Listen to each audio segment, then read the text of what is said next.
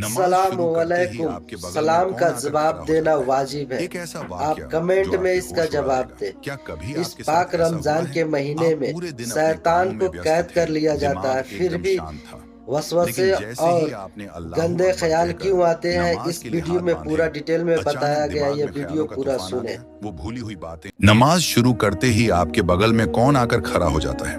एक ऐसा वाकया जो आपके होश उड़ा देगा। क्या कभी आपके साथ ऐसा हुआ है?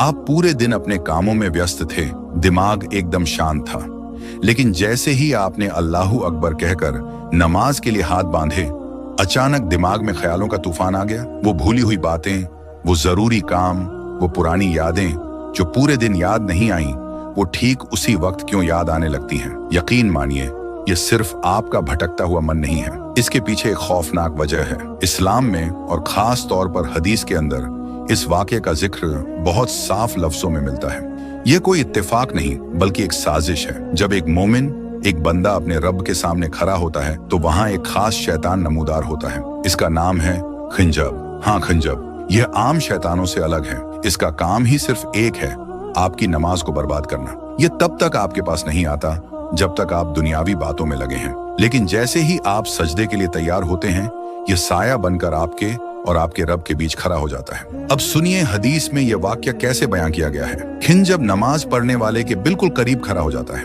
वह आपके कान में, आपके दिल में वसवसे डालना शुरू करता है। वह आपको वो बातें याद दिलाता है जो आप महीनों पहले भूल चुके थे।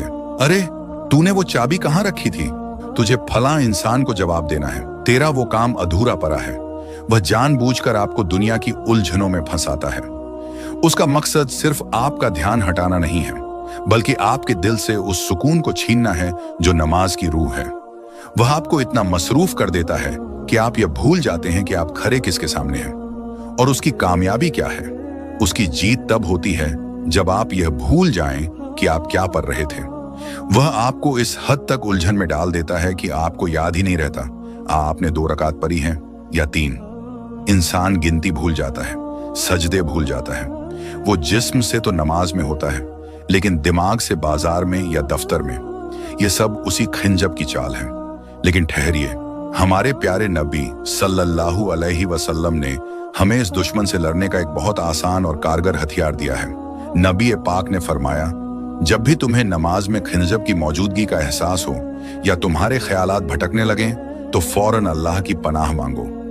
अपने दिल में कहो, औजु बिल्लाहि मिनश शैतानिर रजीम, और फिर अपनी बाईं तरफ चेहरा घुमाकर 3 बार हल्की सी फूंक मारो। हदीस में आता है, जैसे ही तुम यह करोगे